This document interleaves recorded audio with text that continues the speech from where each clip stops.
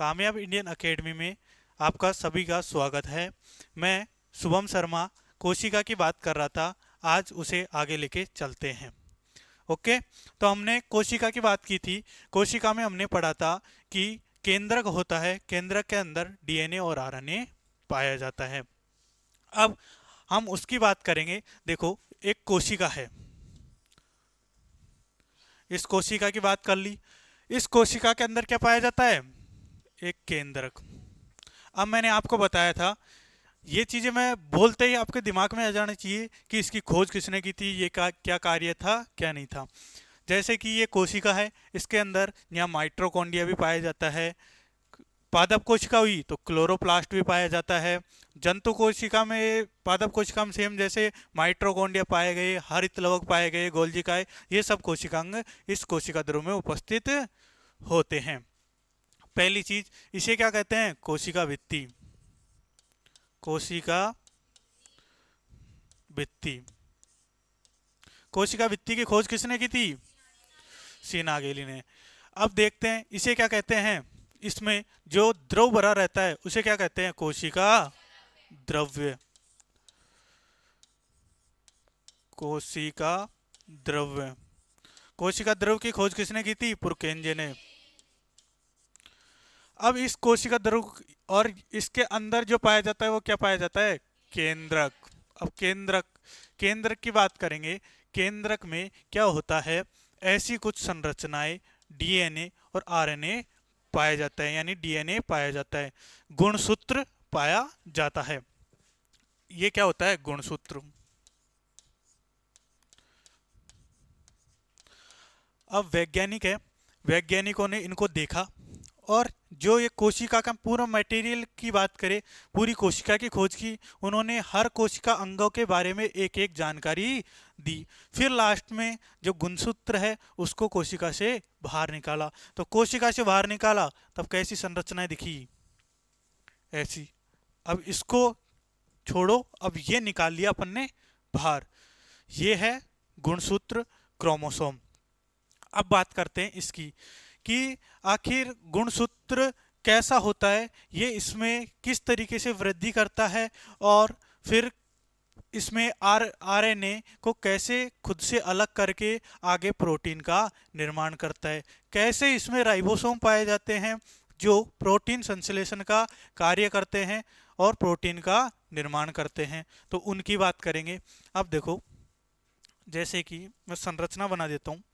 इसमें कैसे दिख रहा है? यदि फिर धीरे धीरे जूम किया गया, खींचा गया इसे, जब माइक्रोस्कोप में खींचा तो ऐसी संरचना दिखाई दी, है ना। फिर जब स्प्रिंग होती है, मान लो स्प्रिंग है, उसको खींचा तो पहले तो ऐसी होगी, फिर ज़्यादा खींचेंगे तो फिर वो ऐसे धीरे धीरे ऐसी संरचना दिखाई देने लग गई।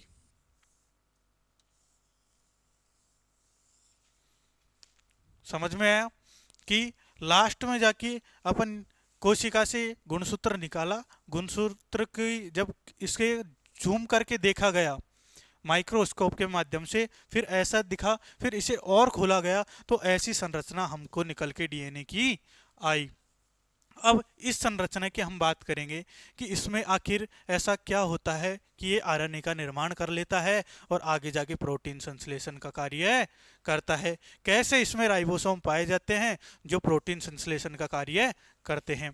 अब देखो, ये क्या, पहली चीज आप ये ध्यान रखना कि डीएनए, अपन बात करेंगे वैज्ञानिकों किसी, पहले बहुतों को तो फुल फॉर्म पता नहीं है, तो वो चीज आप ध्यान रखना। पहले डीएनए की फुल फॉर्म क्या होती है? डीएनए की full form D oxy ribose nucleic अम्ल।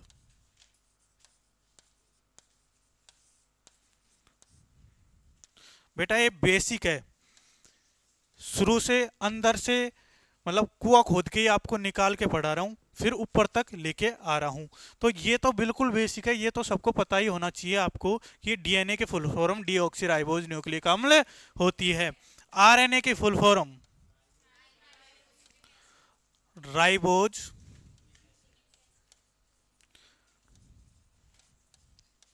न्यूक्लिक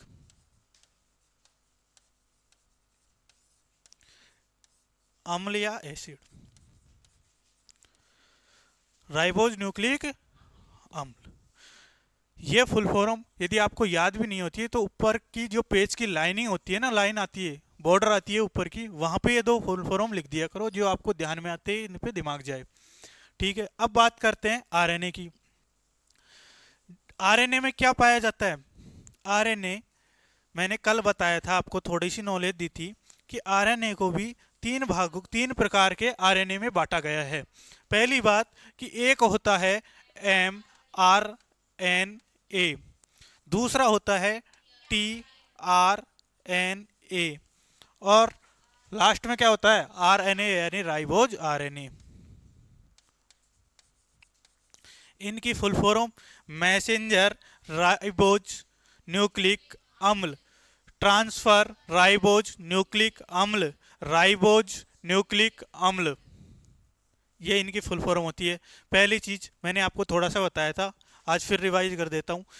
एमआरएनए क्या करता है अपनी बॉडी में, जो प्रोटीन अमीनो अम्ल होते हैं, 20 अमीनो अम्ल होते हैं। ये चीज ध्यान रखना कि अमीनो अम्ल कितने होते हैं? 20, जिनमें से 10 तो अपनी बॉडी में उपस्थित रहते हैं, उनको बाहर से ग्रहण करने की आवश्यकता नहीं रहती। बचे 10, तो 10 जब अपन भोजन करते हैं तो भोजन के माध्यम से अमीनो अम्ल अपनी बॉडी में पहुंचते हैं, तो उनको खोजने का कार्य कौन करता है? एमआरएनए। उनको देखता है, पहचानता है कि हाँ ये अमीनो अम्ल अपनी इस बॉडी में आए, उन्हें पहचानता है, उन्हें क्या करता है? एक्सेप्ट करता है, और किसको पहुंचा देता है? टीआरएनए को, कि ट्रांसफर आरएनए को दे देता है कि, तो ट्रांसफर आरएनए क्या करता है? फिर राइबोसोम को पहुंचा देता है कि आप ये मैसेंजर ने आरएनए जो पहचाने थे ये मुझे भेजें, और फिर ये भेज के एमआरएनए क्या करता है? प्रोटीन संश्लेषण करता है, प्रोटीन का क्या करता है? निर्माण करता है। अब पहली बात, क्वेश्चन कैसे आते हैं, है ना? अब क्वेश्चन बना दिया कि एमआरएनए का कार्य है, तो एमआरएनए का कार्य है अमीनो अम्ल को पहचानना, यानी मैसेंजर का कार्य करता है एक तरीके से। क्वेश्चन दे दिया टीआरएनए का कार्य क्या है? ट्रांसफर करना। और राइबोसोम, जो राइबोसोम होते हैं, ये आपको बार बार मैं बता चुका, राइबोसोम की संरचना भी बता चुका कि राइबोसोम क्या करते हैं? प्रोटीन का संश्लेषण करते हैं, प्रोटीन का निर्माण करते हैं हम। अब मैं थोड़ी सी चीज आपको बताना चाहता हूं, जैसे कि ये डीएनए की संरचना है। अभी डीएनए की जो डिजिटल संरचना है वो भी मैं आपको बता दूंगा। ये डीएनए की संरचना है। एक चीज कि डीएनए की संरचना डबल हेलिक्सों में रहती है, यानी दो ऐसे हेलिक्स हैं, इनकी बात करेंगे तो दो संरचनाओं में रहती हैं, जबकि आरएनए की संरचना होती है वो एक ही हेलिक्स में रहती है। अब अपन बात करेंगे क्यों एक हेलिक्स में रहती है, क्यों ये डबल में रहती है, इनकी अपन धीरे धीरे बात करेंगे। इनके मध्य की कितनी लंबाई पाई जाती है? ये एक बॉन्ड है, ये इसके मध्य की कितनी लंबाई पाई जाती है? दूसरी बात क्या करेंगे कि इनमें कौन कौन से क्षारक या अम्ल पाए जाते हैं, इनमें कौन कौन सी बॉन्डिंग होती है। अब इनमें से ही क्वेश्चन आएंगे। पहली बात, किसमें डबल बॉन्डिंग पाई जाती है या किसमें ट्रिपल बॉन्डिंग पाई जाती है? आपको जैसे ये दे दिया, अब आपको बताना है। अब मान लो ऑप्शन बन गए, अब मैंने ये लिखे कि ए टी यानी एडिनेशन और थाइमिन, इनमें कौन सी बॉन्डिंग पाई जाती है? डबल बॉन्डिंग या एक बॉन्डिंग, ये इनमें ट्रिपल बॉन्डिंग पाई जाती है या फिर, हाँ, तो इनके बारे में क्वेश्चन कैसे उठता है कि भाई आरएनए और डीएनए में कौन कौन सी, पहली चीज तो कौन कौन सी पाई जाती है और कौन सी नहीं पाई जाती। अब इसके बारे में बात करेंगे, अपन वैज्ञानिक से बात करेंगे कि पहली बात कि डीएनए की आखिर खोज किसने की, इसकी चीज के बारे में बात करेंगे। आखिर डीएनए धीरे धीरे कैसे एमआरएनए का निर्माण करेगा, कैसे प्रोटीन का निर्माण करेगा, आज उसकी बात करते हैं। तो देखो, गुणसूत्र जो कि मैंने ऐसा निकाला, जब केंद्रक में से ऐसा निकाला तो इसकी ऐसी संरचनाएं दिखाई दी। अब बात करेंगे अपन कि खोज। आखिर डीएनए की खोज किसने की थी? तो डीएनए की खोज किसने की थी? वोल्डेयर नाम का एक वैज्ञानिक था। इसने बताया कि डीएनए केंद्रक में पाया जाता है, उसके नाम से ही खोज की गई। तो इसने क्या कहा? डीएनए को गुणसूत्र पाए जाते हैं। अब इस चित्र को समझो पहले। जब अपन ने ऐसे चित्र निकाला केंद्रक में से, आपको बताया था उन्होंने, इस केंद्रक में से जब ये चित्र निकाला है ना, तो इसकी बात करेंगे कि आखिर ये होता कैसा है, इसका नामांकन करेंगे। जैसे कि ये सेट, इसे जो ऊपर पार्ट होता है उसे क्या कहते हैं? एक सैटेलाइट। जैसे कि दो पार्ट में बांटा, एक ऊपर का पार्ट यानी हेड पार्ट, एक मिडिल पार्ट और एक टेल पार्ट। तो जो ऊपर हेड पार्ट होता है उसे क्या कहते हैं? सैटेलाइट। जो मिडिल पार्ट होता है उसे कहते हैं सेंट्रोसोम, और जो नीचे वाला पार्ट होता है उसे क्या कहते हैं? टेलोमर। तो इन चीज़ों के बारे में बताया कि ऊपर का पार्ट होता है वो सेंट्रोमियर सैटेलाइट कहलाता है, जो हेड पार्ट होता है, जो मध्य पार्ट होता है वो सेंट्रोसोम कहलाता है, जो टेल पार्ट होता है वह टेलोमर कहलाता है। अब एक चीज़ ध्यान रखना, इस ये पूरे इसकी बात करेंगे, किसकी? ये गुणसूत्र की बात कर रहे हैं। अब गुणसूत्रों में क्या होते हैं? जीन पाए जाते हैं, यानी छोटी छोटी संख्या में जीन लगे हुए होते हैं। अब खोजकर्ता की बात करें तो जोहानसन ने इसकी क्या की थी? खोज की थी। अब एक चीज ध्यान रखना, जैसे कि मान लो इन वैज्ञानिकों ने खोज कर ली, अब यदि इसका कोई किसी ने विस्तृत रूप बताया, किसी ने इसका अवलोकन किया, तो उसकी भी बात करेंगे। अब एक कंफ्यूज करेगा, पहली चीज कि माइटोकॉन्ड्रिया को देखा किसने था? किसने देखा था? कोलिगर ने। और ये आ गया कोल्सबर्ग कि अवलोकन, जो डीएनए का अवलोकन है वो कोल्सबर्ग ने किया था। अब इसमें कई पॉइंट आगे, एक तो कि अवलोकन तो इसने कर दिया, लेकिन बात करें अपन प्रयोगशाला की, तो प्रयोगशाला में हरगोविंद खुराना ने इसको खोजा था या इसका प्रयोग किया था। अब आपसे क्वेश्चन बनेगा कि डीएनए की, हाँ अब इसमें ही 5 क्वेश्चन बनेंगे। फिर दूसरी बात, जो ये डबल हेलिक्स संरचना है डीएनए की, कि इसकी खोज किसने की थी? तो इसका भी नाम आएगा, एक वॉटसन क्रिक नाम का एक वैज्ञानिक था, उसने डबल हेलिक्स संरचना की खोज की थी। अब इनमें 5 क्वेश्चन आपके बन गए। क्या बन गए? कि पहले तो खोज किसने की थी। ये वैज्ञानिकों के नाम बहुत कंफ्यूज कर सकते हैं, इनको बदला नहीं जा सकता, वैसे इनको याद किया जा सकता है। समझाने की थोड़ी अलग अलग तरीकों से समझाई जा सकती है। खोज वोल्डेयर ने की थी। अब आपको बताएं कि जो ये गुणसूत्र होते हैं इन पे जीन्स लगे हुए होते हैं, ये जीन्स की खोज किसने की थी? जॉनसन ने की थी। और अवलोकन कोल्सवर्ग ने। और प्रयोगशाला में अवलोकन की पूछ ले कि डीएनए को प्रयोगशाला में किसने अवलोकन किया गया, प्रयोगशाला में किसने प्रयोग किया गया, तो आपको हरगोविंद खुराना का नाम बताना है। डीएनए की जो डबल हेलिक्स संरचना है इसकी खोज वॉटसन और क्रिक ने की थी।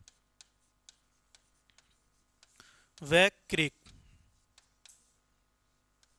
अब ये नाम है ना, जब मैं बार बार, अब डीएनए एक दिन दो दिन चलेगा, बार बार ये नाम लेता रहूंगा तो आपको याद भी हो जाएगा, हाँ खोजा इसने था, जब ये इसको प्रयोगशाला में लेके गया तो प्रयोगशाला में ऐसे इसने देखा था तो उसका नाम आ जाएगा।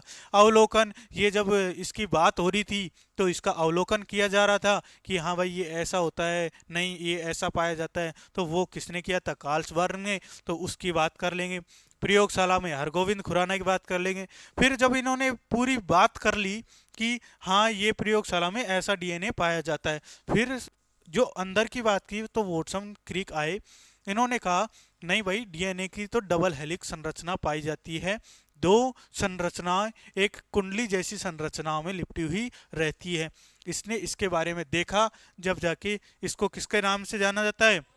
वॉटसन और क्रिक ने। अब क्वेश्चन सबसे ज्यादा इंपॉर्टेंट, हर एग्जामों में सबसे ज्यादा इनका कम कम मतलब इनका प्रयोग कम, बहुत कम किया जाएगा, क्योंकि इतना डीपली तो फर्स्ट ग्रेड जो साइंस के होते हैं इनमें ज़्यादा पूछा जाता है।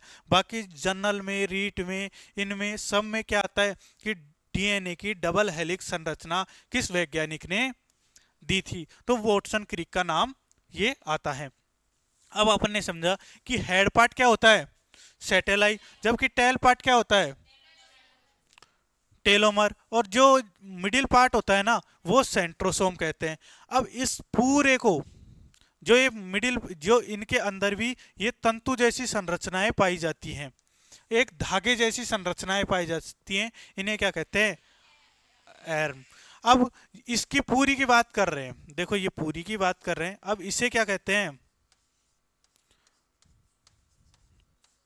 गुणसूत्र। अब क्वेश्चन कैसे आते हैं कि एक जीन जीन होते हैं वो अपनी वंशागति को प्रदर्शित करते हैं। जैसे कि आप समझो, मान लो कोई पहलवान का बेटा है, क्या उसका बेटा भी पहलवानी होगा क्या, नहीं होगा। हो सकता है वो किसी और फील्ड में जाए, या उसकी आईक्यू लेवल किस तरीके की किसी हो। यानी मेरा कहने का कुल मिला के मतलब ये है, मान लो मैं कह रहा हूं कि उसकी कोशिका में डीएनए पाया जाता है ना। अब ये डीएनए उसमें ट्रांसफर होगा उसके बेटे में, क्या वो जो कोशिकाएं जो पहलवान की मसल्स हैं उसमें ग्रोथ कर रही थी, हो सकता है क्या उसके बेटे में भी ग्रोथ करे। किसी का फादर साइंटिस्ट हो, क्या उसका बेटा भी साइंटिस्ट हो सकता है क्या, नहीं हो सकता ना, क्योंकि ये कोशिकाओं में डीएनए पाए जाते हैं। कोशिकाएं ये वंशागति को प्रदर्शित करते हैं, जैसे कि अपने बाल में, नाखून में, कोशिका में, इनमें क्या है, डीएनए पाया जाता है। ये अपने को प्रदर्शित करता है कि हाँ ये डीएनए इसका है। ये कार्य होता है डीएनए का। पहली चीज आप इसको लिखोगे कि खोज किसने की थी, वॉल्डेयर ने। इनको आपको एक सॉल्यूशन बता रहा हूं, यदि आपको नाम तो जहां तक है पूरे ध्यान रखने हैं, लेकिन किसी किसी को नाम ध्यान नहीं रहते, बेचारे भूल जाते हैं, तो उनको ये तो ध्यान ही रखना पड़ेगा कि वॉटसन और क्रिक ने डबल हेलिक्स संरचना की खोज की। क्योंकि ये बार बार नाम याद आएगा, बार बार इसको, इस संरचना को मैं खोल के समझाऊंगा, तो बार बार इन चीजों का प्रयोग होगा। और कुछ, कौन सा आ रही है, आर्न बोलते हैं, ARAN। ये क्या है, इनके अंदर तंतु जैसी संरचनाएं पाई जाती हैं। अभी आपको क्वेश्चन बनाऊंगा ना मैं, जब जाके ये संरचना यदि अच्छे से समझा होगा और ये माइंड में फीड की होगी, तो संरचना जरूर दिमाग में आएगी। और जहाँ तक वो नाम से, आप वैज्ञानिकों के नाम को कनेक्ट किया करो। मैंने माइट्रोकोंडिया बोला तो माइट्रोकोंडिया का पहला वैज्ञानिक का नाम भी सोच लिया करो कि आखिर इसको खोजा किसने था, तो ये माइंड में रहेंगे, वरना ये तो याद ही नहीं होते, फिर इसका कोई उपाय नहीं है जी। अब बात करेंगे अपन, क्या बात करेंगे अपन, अपन ये बात करने जाएंगे कि आखिर गुणसूत्र किसमें कितने कितने पाए जाते हैं। कोई बता सकता है कि मानव में कितने गुणसूत्र पाए जाते हैं। 46 गुणसूत्र पाए जाते हैं, 23 जोड़े के रूप में रहते हैं। चलो आगे बात करते हैं, छाप लो फटाफट, इसको मत उतार लेना। अरे बेटा इसको मिटा रहा हूँ, कई नालायक ऐसे हैं, इसको भी छाप लेंगे।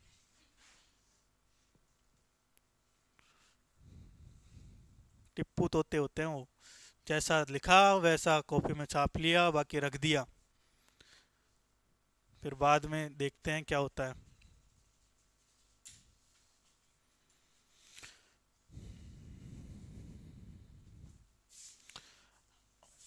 अब आपको क्या करें, याद तो होता नहीं है, तो अब इन इसके बाद में आप थोड़ा सा लिखो, पहले ये लिखना, फिर चित्र बनाना, फिर थोड़ा सा लिखना। अब आपको लिखाना ही पड़ेगा, इससे बढ़िया तो और तो क्या है, आपको चित्रों के माध्यम से समझ में नहीं आता है तो दूसरी तरकीब अपनानी ही पड़ेगी, दिमाग में तो घुसाना ही पड़ेगा आपके। बंद कर दो।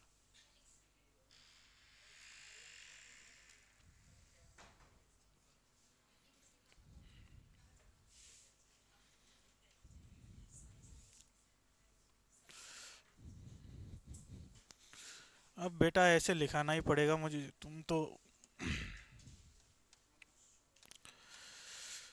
गुणसूत्र के ऊपर के पार्ट को क्या कहते हैं? सैटेलाइट कहते हैं। अब छापो तुम। गुणसूत्र के मध्य के पार्ट को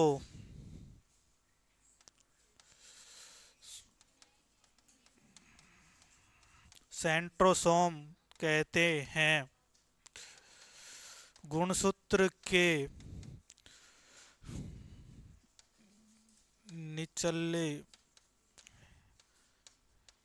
हिस्से को लिखो।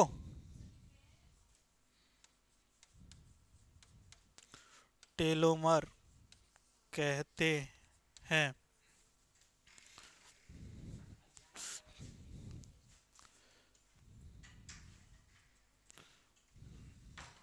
जल्दी लिखो बेटा, इतना टाइम लगाओगे तो फिर तो।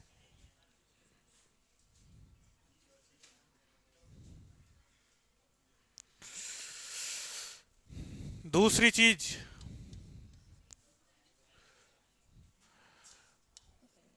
गुणसूत्र दिख रहा है क्या?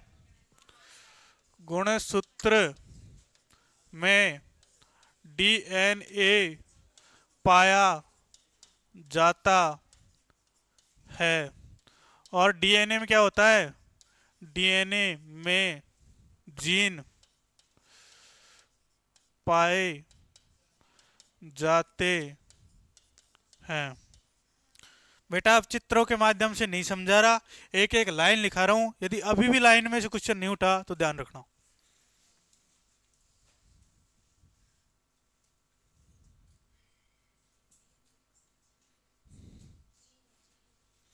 कभी गुणसूत्र को इंग्लिश में क्रोमोसोम कहते हैं, ये भी दिमाग में बैठा लेना। कोई क्रोमोसोम की बात करे आप भूल जाओ फिर।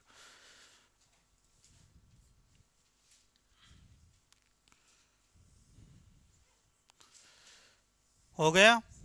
अब बात करते हैं अपन कि किसमें कितने कितने गुणसूत्र पाए जाते हैं। सबसे देखो, मानव में पहले अपन बात करते हैं गुणसूत्रों की संख्या किसमें सबसे अधिक होती है और किसमें कम होती है। तो जीवाणु होता है, जीवाणु, इसमें गुणसूत्रों की संख्या कितनी होती है? एक ही होती है। सबसे सबसे कम गुणसूत्र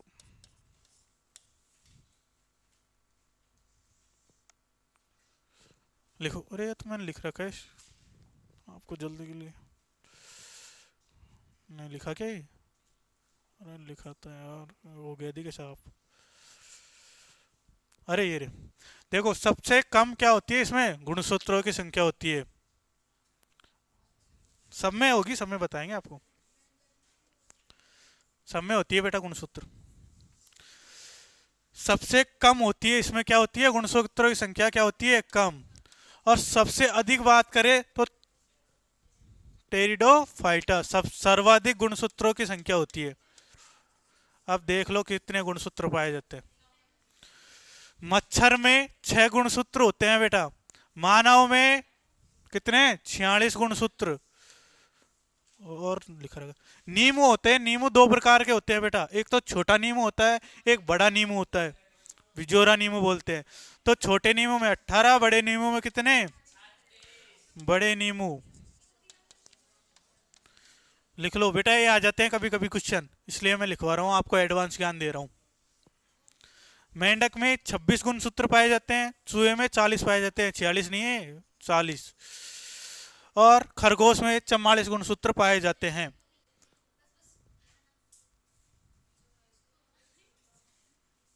बिजोरा नींबू मत लिख लेना, बड़ा ही नींबू लिख लो।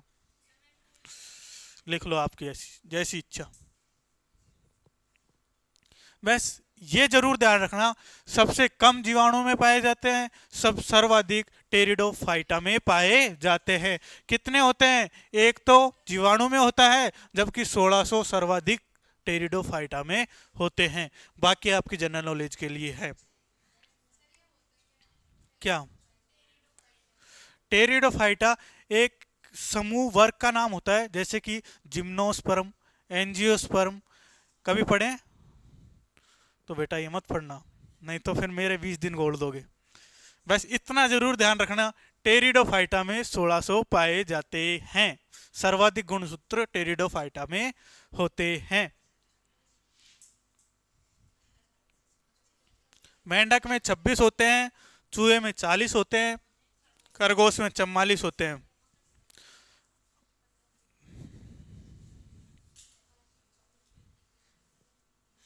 अब बात करें,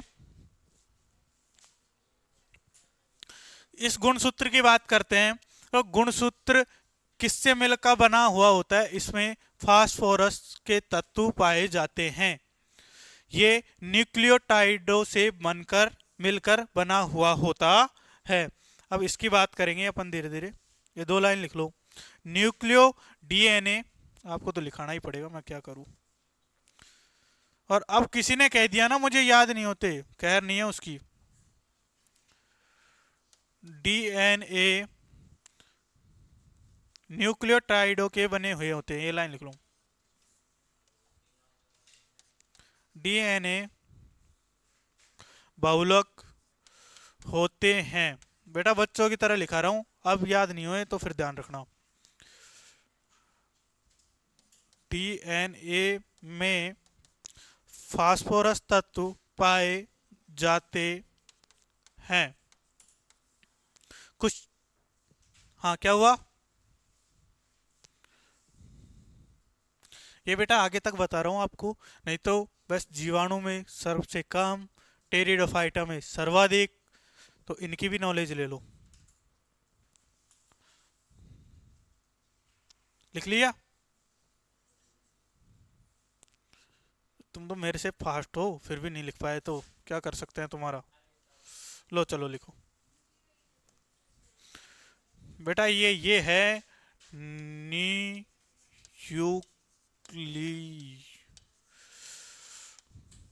न्यूक्लियोइड। ओके, उतार लिया।